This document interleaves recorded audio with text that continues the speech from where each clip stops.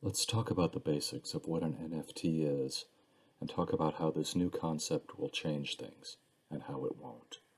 Maybe you're an artist, maybe you're a collector or an investor, or maybe you're just curious about this new thing that people are talking about. NFTs are hot. People have been pouring money into them recently, and prices and demand have been at unreal levels. Sales have gone from $0 to $100 million per week, with a bit of a slowdown recently. NFTs are a bubble. The Dutch had Tulip Mania, Gen X had Beanie Babies, and now there is NFT art. It's not sustainable. The founder of Coinbase recently said he thought that most NFTs being sold today would be worthless in a few years. He compared the hype today with the dot-com bubble in the late 1990s. Most of the companies failed spectacularly, or they quietly faded out. And a few companies, like Google, Netflix, and Facebook, went on to be really big and successful. NFT art by big names will probably maintain much of the value or even appreciate, but other NFTs will be no more valuable than the greeting card that your aunt sent you for your birthday. That card might look nice on your refrigerator, it might have sentimental value because your aunt is such a wonderful person, but the commercial value is zero. The artist Beeple created a collage titled The First 5,000 Days and released it as an NFT. It's the highest valued NFT to date, having sold for just under $70 million. The original Pet Rock was sold in 1975 for $4.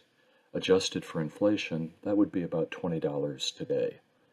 But one brand of today's NFT virtual rocks starts at $120,000 and it goes up to $400,000.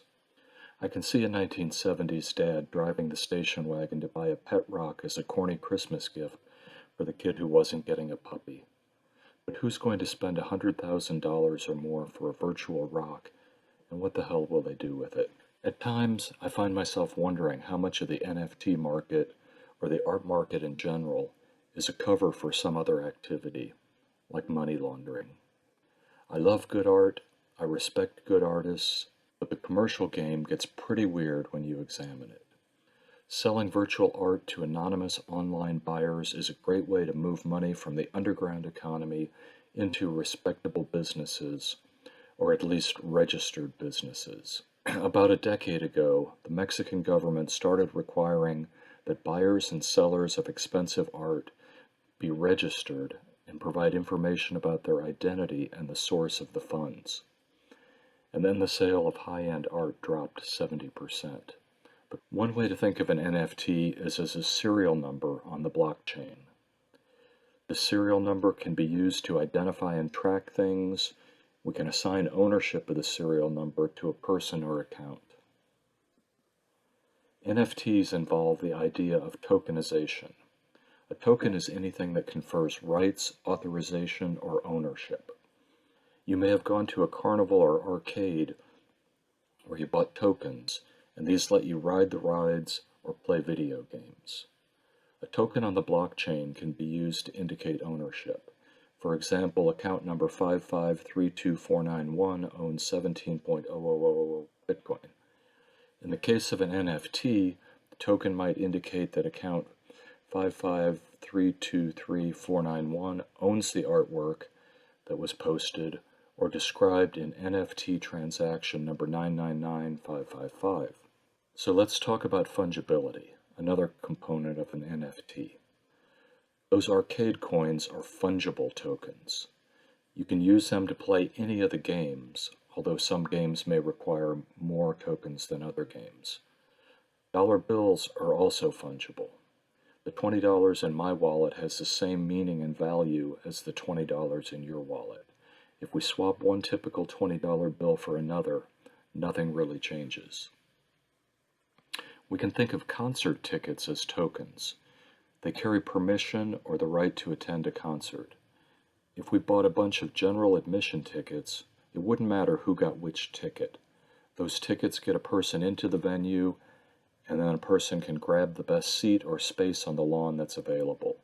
So general admission tickets are fungible. But if we bought some tickets that were in the front row and some tickets that were up in the nosebleed section, we would see non-fungibility in action. The tickets are not equal. There is only one ticket for front row seat 22, and that is very different from all the other seats. NFTs are not the art itself. It's a way to package the art. The process of creating or minting an NFT is the process of giving a piece of art an entry on the blockchain. A complete copy of the art might be embedded in the NFT, or it might be a simplified representation. The process of creating or minting an NFT is the process of giving a piece of art an entry on the blockchain. A complete copy of the art might be embedded in the NFT, or it might be a simplified representation, and rights or permissions are assigned to the token owner. The token may say something like, "I confer all rights of this artwork to Bob Smith," or "the owner of this token has all rights." So the process of creating or minting an NFT is the process of giving a piece of art an entry on the blockchain. A complete copy of the art might be embedded in the NFT, or it might be a simplified representation or a link out to somewhere on the internet where the artwork is stored. And rights or permissions are assigned to someone, the token holder or someone in particular. There might be millions of digital copies of a CryptoPunk icon floating around the internet, but one person owns it, not me. In some cases, that ownership might be useful, but most of the time, that ownership doesn't really amount to much. We could own physical art and digital art before NFTs. NFTs will make it easier to track and transfer the ownership of that art. Art is inherently subjective, but from my standpoint, much of the art being pushed as NFTs is rubbish. Putting a serial number on crap art does not make it great art.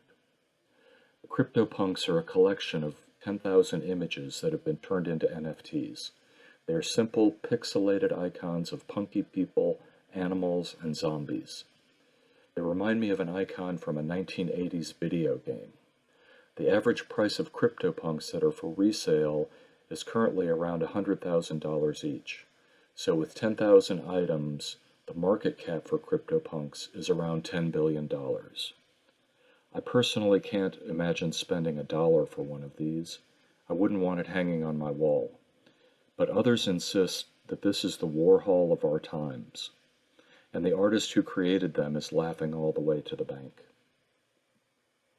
Today's NFT mania reminds me of the Portlandia episode when Carrie and Fred put birds on things. It's not just a bag, it's got a bird on it. But I think the fads will die down just as they did for Beanie Babies, and then there will be a growth in NFTs that makes a lot more sense. There's a lot of potential value in NFTs, and that's worth considering. NFTs can register physical objects on the blockchain. A painting or sculpture can have an NFT. We can use NFTs to track inventory that is subject to counterfeiting and keep a record of the chain of custody. Sports memorabilia is one big market, and some would say that the sports collectibles have artistic and historical value. Unfortunately, a big percent of our sports collectibles are fakes. One of the big anti-counterfeiting measures of the last few decades is the laser hologram sticker. Those provide some protection. NFTs will be another tool that helps reduce counterfeiting. NFTs can add value to art. If an artist or art gallery has physical or digital art, they can register it on the blockchain. This can be used to authenticate the item. It helps establish provenance. It can provide proof of who owns something. Let's say that the artist Banksy issues a work of art and it has an NFT. If two people claim that they own the art, we can ask who has possession or control over the token that we know that Banksy created. Unless someone can prove that the NFT was stolen, it provides good indication of who really owns the art, just like a title can prove ownership of a car or of real estate. One of the new features of NFTs is that they can include smart contracts. These smart contracts can specify that the artist or some charity or the estate of the artist gets a percentage of the royalties each time an NFT is resold. This could be really good for unknown artists who sell most of their art at low prices when they are unknown. As the price of their creation climbs, they'll get a share of it. So if they had a painting that initially sold for $100, they might get $100 or less with gallery fees. And then if the first buyer goes on to sell that art for $1,000, the artist might get 5 or 10% of that transaction, whatever the smart contract specified. But possibly more or much more than the artist got in the first sale. And then if the artist gets really famous and the painting sells for $10,000, the artist might get another $1,000. These smart contracts create a possibility for creators to share a bigger part of the value of their creation. So now, let's talk about a few interesting NFT projects that show some of the creative ways that the technology is being used.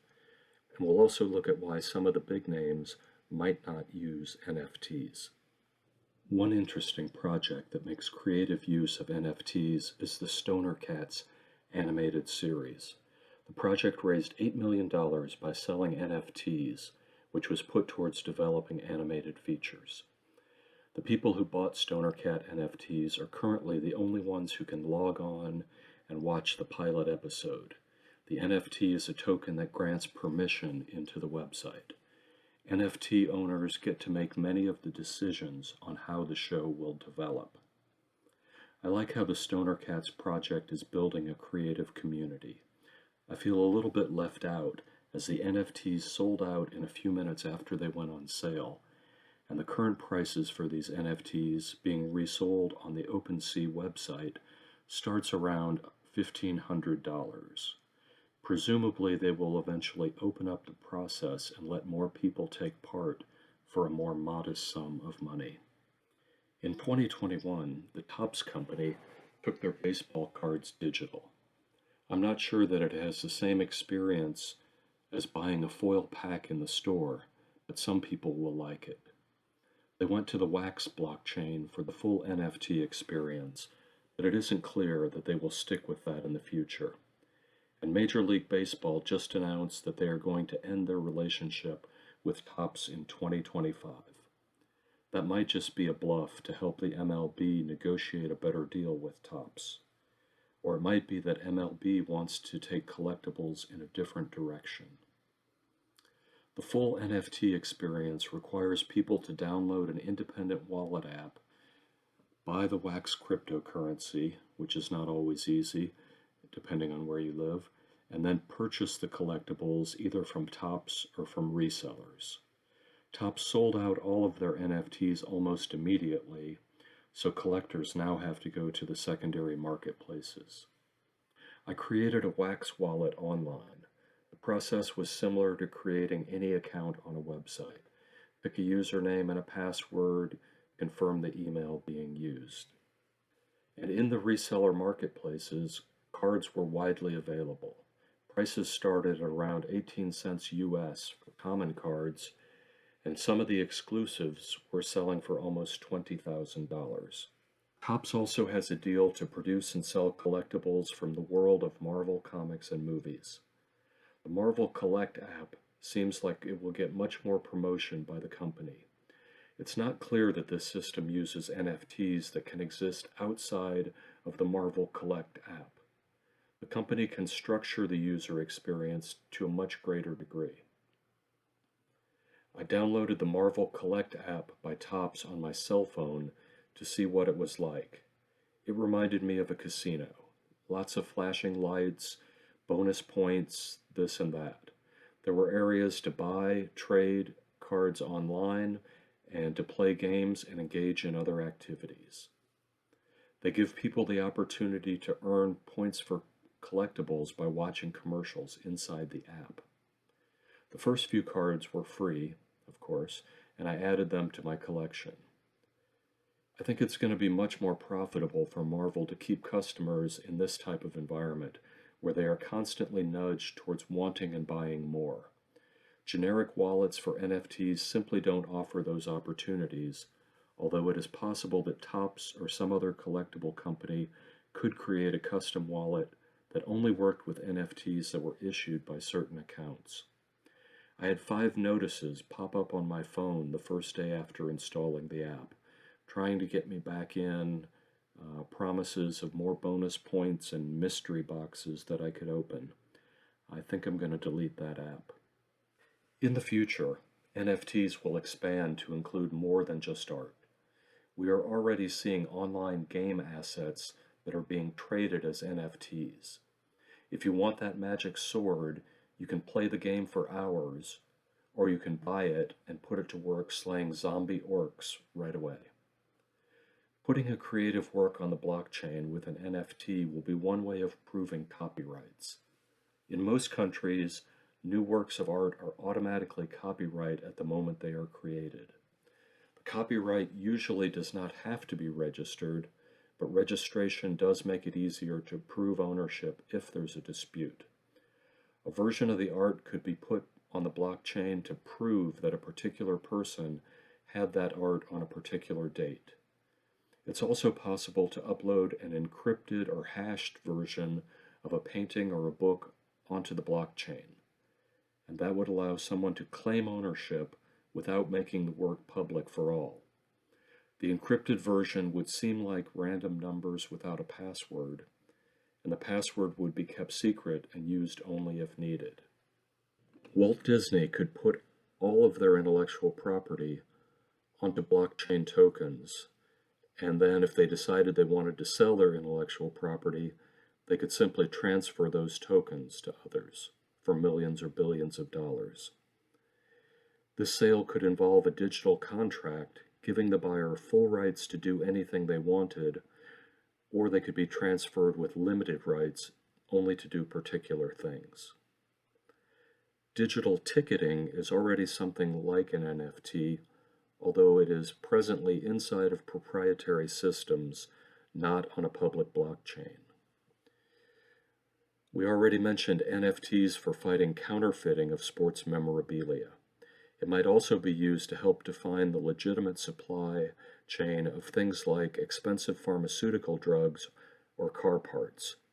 If the manufacturer creates an NFT for every time a vial of chemotherapy medicine changes hands, a customer could verify that the manufacturer created batch number 123, sent it to the Western Regional Distribution Hub, and then that batch went to a particular hospital and was administered to a patient on a particular date.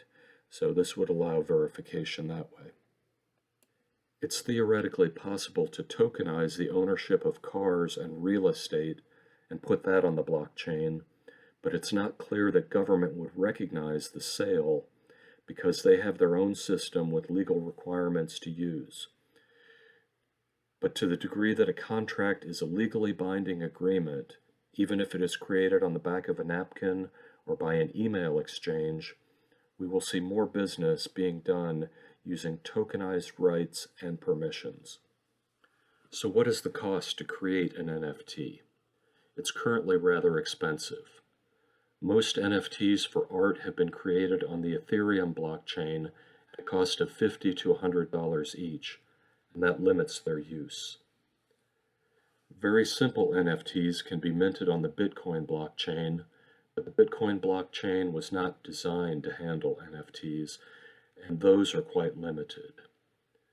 The newer third-generation crypto systems can create an NFT for pennies or less, and these are starting to expand. The Wax chain that we mentioned for sports collectibles is seeing more NFTs being created on their system. Cardano, Solana, and Polkadot blockchains may also see growth in this area. So here's a quick recap of some of the main points. If you're not clear on NFTs, you might want to rewind and review. Some of the ideas I presented are not immediately appreciated, but big changes are here with respect to NFTs. And even many of the NFT fanboys don't really understand what's going on. NFT art is in a bubble, but it will settle down and this form of art will become more common. NFTs are basically just a serial number on the blockchain, and they can be used in a variety of ways. We can register or tokenize digital or physical objects. Tokenizing doesn't turn crap art into great art, but it can add value. The price of creating an NFT today is often ridiculously high, but that's changing. Thanks for tuning in.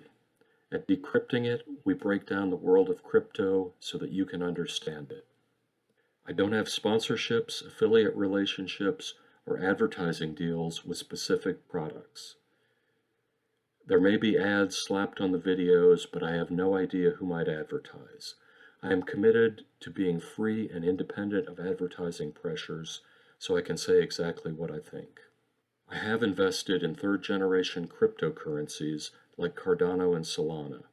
I think that those have better technology than things like Bitcoin and Ethereum, and the new systems will let us do more at a lower cost. All content in Decrypting It is my personal opinion. I am not an attorney, and I am not giving you specific legal advice. I'm not an accountant giving you specific instructions for preparing your tax forms, nor am I an investment advisor telling you that you should jump into any particular opportunity. I am an educator discussing the cryptocurrency landscape. You should do your own due diligence. I like to be right, and I really hate being wrong, so I do a lot of research to develop my pictures of the world. But I encourage you to get information from a variety of sources and critically examine any ideas that you might act on. My PhD is in geographic information processing. I'm trained to think about numbers and computers, but I am not a cryptographic scientist. I took my first deep dive into the world of crypto in the year 2000, but it has been as a sideline. Bye now.